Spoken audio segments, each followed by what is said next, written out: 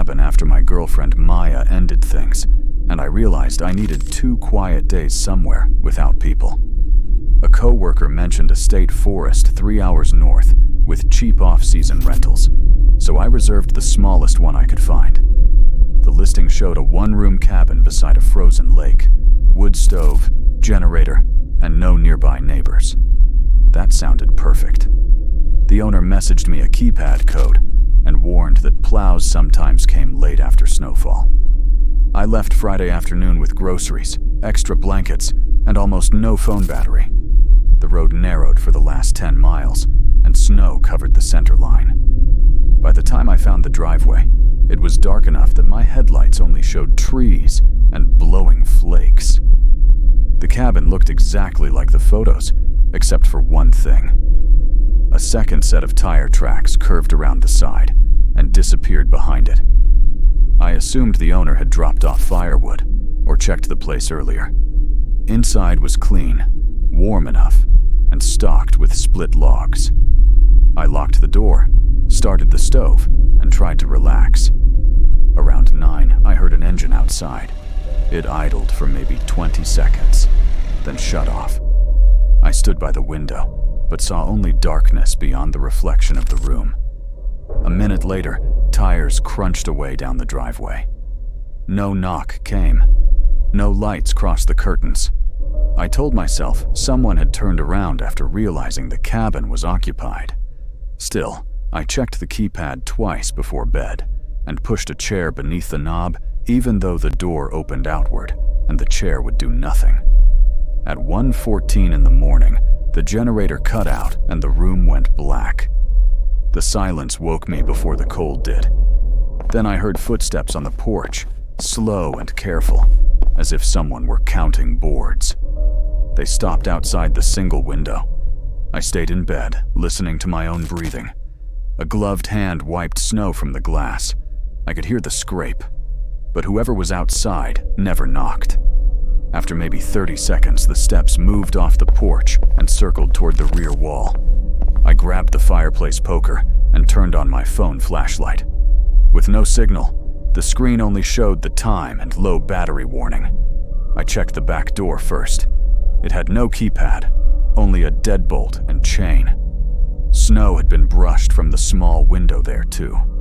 I shouted that I was inside and armed, which was only half true. No answer came. Then something metal rattled near the generator shed outside. A second later, the cabin lights returned as the generator restarted by itself. I did not sleep after that. At dawn, I opened the front door and found fresh tracks everywhere. One set came from the driveway to the porch, then around both sides of the cabin. Another narrower set led only to the generator shed and back. Near the window where the hand had cleared snow, there was a cigarette butt pressed into the drift. I packed immediately. When I tried starting my car, the engine turned once and died. The hood latch had been left open during the night. I was still staring under the hood when an old pickup rolled into the driveway. A man in orange road crew gear got out carrying jumper cables. He said he worked county plows and noticed my tracks while passing before sunrise. He offered a jump without me asking. He was in his 50s, polite, and spoke like someone used to helping strangers. Within 5 minutes, the car started. I thanked him and mentioned hearing somebody outside overnight. He looked at the cabin for a long second before answering. He asked if the generator had failed around 1. I said yes. Then he said I should not stay there another night. When I pressed him, he told me the property owner used to let seasonal workers use a trailer behind the ridge. 2 winters earlier, one of them had been caught entering rentals after outages, pretending to fix generators so he could see who was alone. Nobody knew where he went after losing the job. The man drove off before I could ask more. I should have left then, but pride makes stupid decisions sound reasonable. I did not want to be chased out by a story from a stranger. I drove into town, bought a battery pack and fresh food, and returned by late afternoon. The second set of tire tracks from the night before had been covered by new snow. My own tracks were the only ones now. I spent an hour convincing myself the morning warning had been exaggerated and that daylight made everything normal again. Just after dark, I heard 3 knocks at the back door. I took 2 steps toward it before stopping. Through the small window, I saw only my reflection and drifting flakes. Then a voice said, "Friendly reminder. Generators need fuel every 4 hours." It was calm, conversational, and very close to the glass. I said I was leaving and wanted no trouble. The voice answered, "You should have left this morning." Then footsteps moved away into snow. I loaded the car in less than 10 minutes. When I opened the front door, the porch light was gone. Unscrewed bulb, still warm in the socket. I used my flashlight and carried bags to the trunk.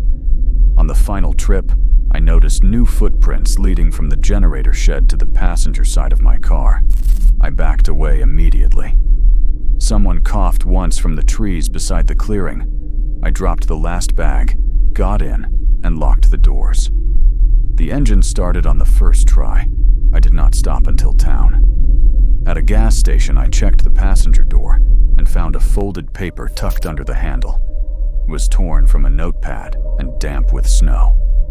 On it were 6 numbers, my license plate. Beneath them was written, "You forgot groceries." I had left 1 bag on the porch when I ran. I went straight to a motel on the highway and stayed there 2 nights instead of 1. The sheriff's office in town took my statement, but mostly treated it like a trespassing complaint. They asked whether I had actually seen a face, whether anything was stolen, whether I had proof the note came from the same person outside.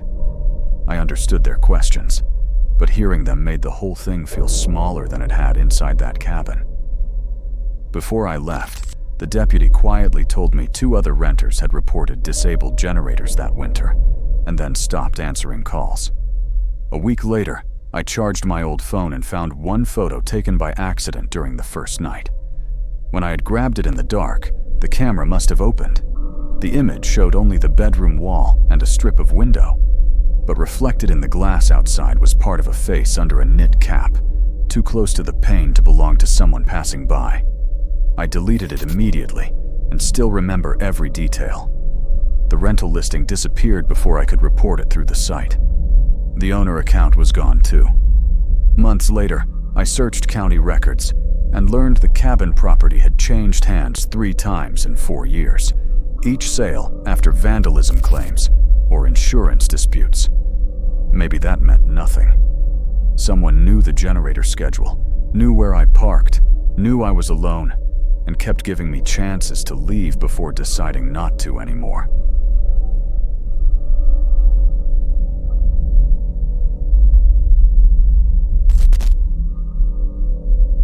I rented Cabin 6 at Pinewater Camp because it was the only place near the lake with weekend availability in July. The property used to be a fishing resort from the 1960s and had 8 small wooden cabins arranged in a horseshoe around a gravel lot. The website described them as rustic but renovated. Rustic was accurate. Renovated was generous. Mine had new paint outside and old paneling inside. 1 bed, 1 bathroom, a kitchenette, and a ceiling fan that clicked every rotation. The office was a converted garage near the entrance. A woman named Denise checked me in, handed over a brass key, and said she left each evening at 6 sharp. After that, guests were on their own, unless there was a fire or burst pipe. She laughed when she said it, then pointed to a laminated sheet listing quiet hours and wildlife warnings. At the bottom, someone had written in marker, "Keep bathroom window locked." Denise crossed it out before I could ask why. I spent the afternoon swimming and driving into town for groceries. When I returned after dark, Cabin 5 beside mine was occupied by a family with 2 kids roasting marshmallows. Cabin 7 on the other side was empty. Around 10, I was reading in bed when I heard a metallic pop from the bathroom, followed by 2 soft thumps overhead. I checked every room and found nothing except the bathroom window, standing open 3 inches. I knew I had shut it earlier, I closed the window, turned the latch, and wedged a towel against it. The second time it opened was at 1:13. I woke to cooler air and the same metallic pop. This time, I reached the bathroom before the window moved more than an inch. Something thin and flat slipped between the frame and lifted the latch from outside. I grabbed it on instinct. It was a paint scraper attached to fishing line. Whoever held the other end yanked hard and it tore free. I killed the lights and crouched beside the sink. Footsteps crossed the gravel outside, then stopped directly under the window. A hand reached through the gap, feeling for the latch. I hit it with the hairdryer from the counter. The hand vanished, and someone cursed quietly. Then I heard running toward the back of cabin 7, where no one was staying. I did not sleep again. At sunrise, I walked behind cabin 7 and found fresh prints in the damp soil where sprinklers had run overnight. They ended at a low-maintenance hatch built into the foundation wall. The padlock hung open. Inside was a narrow crawl space, tall enough to kneel in, lined with pipes and electrical conduit. It ran beneath the row of cabins. My stomach dropped when I realized every bathroom window sat directly above it. Denise arrived at 8 and looked angry rather than surprised when I showed her the scraper and hatch. She admitted a maintenance worker named Kyle had been fired the month before for entering occupied cabins to steal cash and alcohol. He still had never returned his master keys. She claimed she had changed every lock already. I asked why the bathroom warning had been crossed out. She said she did not want cancellations. She promised to call the owner and replace my cabin immediately, but every other unit was booked for the weekend. I considered leaving, then decided I was overreacting. It was daylight, families were nearby, and Kyle probably knew management was onto him now. I spent the afternoon hiking. When I came back at dusk, cabin 5 was empty. The family had packed up early without telling anyone. That night, Denise locked the office and drove away before sunset. She left me a note saying she would meet a locksmith in the morning. At 11:40, the ceiling above my bed creaked once, then dust fell onto my pillow. I looked up and saw a square outline in the wood paneling I had never noticed before. A trapdoor blended into the ceiling. The latch was turning slowly from above. I dragged the dresser under it and braced both hands against the panel just as it pushed downward. Whoever was above shoved harder, making nails squeal through old wood. I screamed that other guests were coming. The pressure stopped immediately. Then I heard rapid movement crossing the attic toward cabin 7. I ran outside barefoot with my flashlight and saw a figure drop from 7's roof to the ground and sprint toward the trees. I drove straight to town and spent the rest of the night in a chain motel beside the highway. In the morning, Denise and the owner met me back at camp with 2 contractors. They opened the attic spaces above the cabins and found sleeping bags, canned food, tools, and drilled vents above bathrooms and bedrooms. One vent looked directly down over my bed. Kyle was gone, but he had been living over the occupied cabins for weeks, entering through bathroom windows and moving between attics after guests slept. The owner later told me old fishing resorts sometimes used connected service spaces for wiring and insulation, which was why the crawlway and attic linked everything. I got a full refund and extra money to keep quiet about it. I posted reviews anyway, because other people deserve to know. I kept thinking about the family in cabin 5 leaving early. At first, I assumed they had changed plans. Weeks later, Denise emailed me after reading my review and admitted the mother had reported hearing whispering above their bathroom vent the previous evening. The father checked outside and found muddy prints below my window, and 7's. They packed because management insisted raccoons were nesting in the walls. Denise said she felt guilty for repeating that lie. What bothered me most was how ordinary the cabin had felt before dark. Children toasted marshmallows 20 feet away. Someone played country music from a truck at sunset. The lake reflected orange light through the trees. Meanwhile, a man was already under the cabins testing latches and listening through vents for voices.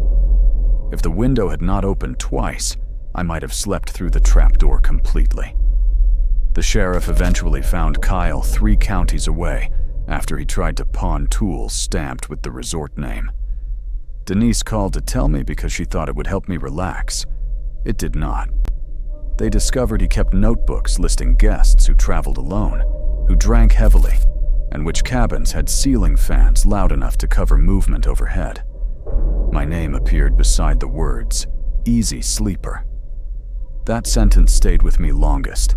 I never rented another standalone cabin after that summer. If I travel now, I choose hotels with interior hallways and staffed desks, places where walls are thin enough that strangers cannot move above you unnoticed. Friends say that sounds paranoid. Maybe it is. But every time I hear wood settling in an old ceiling, I remember dust falling onto my pillow and a hidden latch turning one click at a time. Even now, I check bathrooms first in any rental. I look at window tracks, loose screens, and ceiling seams above shower rods. Most places are normal, which somehow makes that weekend worse. Kyle did not need masks or weapons or threats. He only needed old architecture, patient timing, and people willing to believe noises were animals. That is why I still remember it clearly today. Now always in my mind. Still.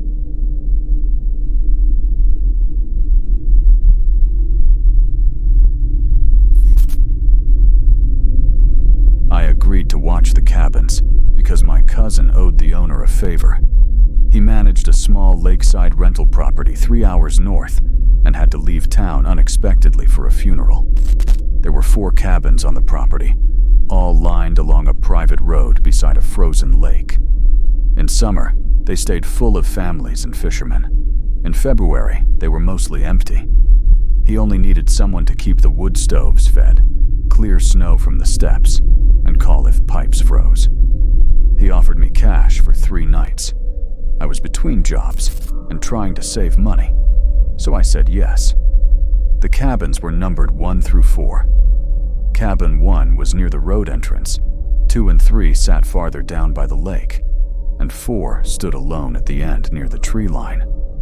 My cousin told me only cabin 2 was occupied that weekend by an older couple from the city. The others were vacant and locked. I was staying in the office shed beside cabin 1.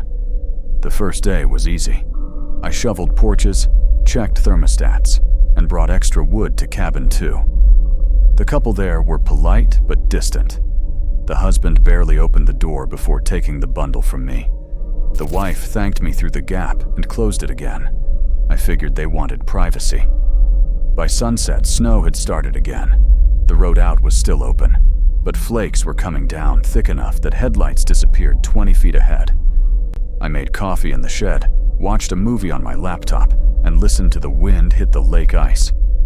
At 10:17, I saw a light in cabin 4. It came on in the front room for maybe 5 seconds, then shut off. I sat up immediately. Cabin 4 was supposed to be empty. I had checked it myself that afternoon. The power was off except for a small backup heater in the bathroom. No lamps had worked when I tested switches.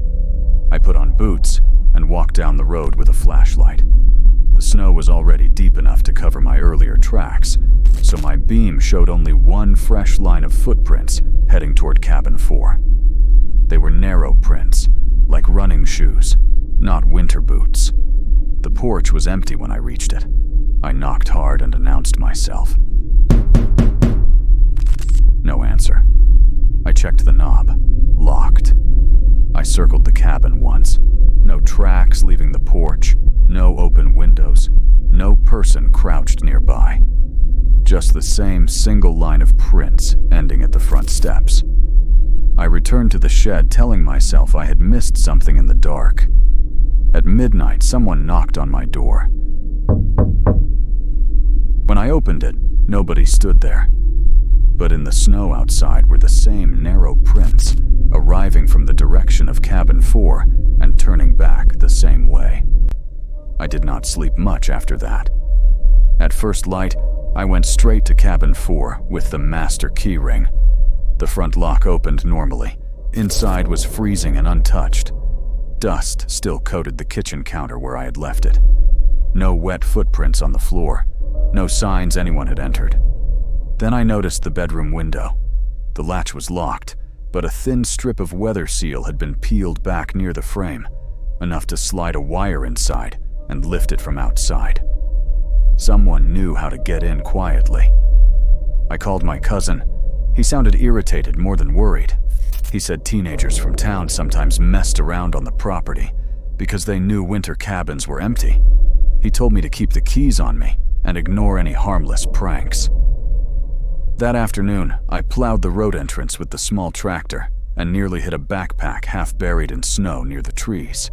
Inside were canned food, batteries, gloves, and a notebook sealed in plastic.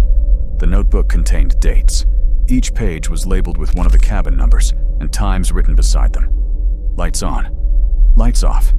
Arrived. Left. Voices 2 people. Dog. No dog. I stopped reading when I saw fresh entries for that week. Cabin 2. Old man coughs at night. Cabin 1 shed. Alone. I took the notebook straight to the occupied cabin. The husband answered again through only a crack. When I told him what I found, he looked past me toward cabin 4 before taking the notebook into the gap. His expression changed in a way I still remember. Not surprise, but recognition. He asked if I had seen anyone. I said no. Then he told me to leave immediately and lock my door. Before I could ask why, he shut theirs. I went back to the shed angry and confused. An hour later, the couple from cabin 2 loaded their SUV and drove out without saying a word to me. Their tire tracks were still visible when darkness came. I was now alone on the property. At 8:40, the light in cabin 4 came on again. This time, it stayed on. I watched from the shed window for almost a minute, hoping someone would step into view. Nobody did. Then a second light appeared in the bedroom. Whoever was inside wanted me to know they were there. I took the tractor instead of walking and drove halfway down the road with the front lights blazing. The moment I stopped, both cabin lights shut off. I kept the engine running and approached the porch with my flashlight. The front door stood open 3 inches.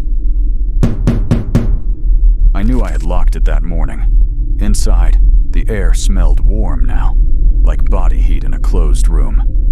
My light crossed the kitchen, then the couch, then the hallway. Nothing. Then I heard movement behind me, not inside, on the porch.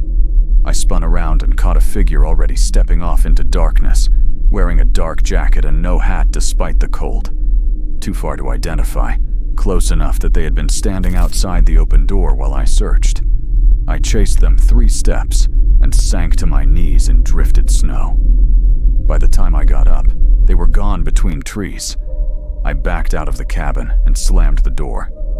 When I turned toward the road, another light was on, inside my shed. I ran harder than I had in years. The shed door was open wide, laptop glowing on the desk, drawers pulled out. Nothing stolen that I could see. On the table lay a folded sheet torn from the notebook. It said, "You should not stay in other people's places alone." I drove straight to town and rented the cheapest motel room available. The next morning, I met deputies and returned with them. Cabin 4 was empty again. No prints survived because wind had erased most of the road overnight. The notebook page was gone from my shed table too, though I know I left it there when I ran outside to meet the deputies. My cousin finally admitted something he should have told me earlier. The property had a former caretaker named Nolan, who lived seasonally in cabin 4 for years. He handled repairs, watched guests, and knew every lock and crawl space. Last autumn, he was fired after renters complained about finding personal items moved and hearing someone in empty cabins at night. He left before police could question him over missing keys. Nobody had seen him since. The older couple in cabin 2 had stayed there the previous summer. They were the ones who reported him. That was why the husband recognized the notebook. I never went back after that weekend. A cabin lamp turning on in the distance feels harmless. almost comforting. It suggests another person nearby, another warm room, another witness. Whoever was in cabin 4 understood that. He knew the easiest way to make me walk into the dark was to offer light first.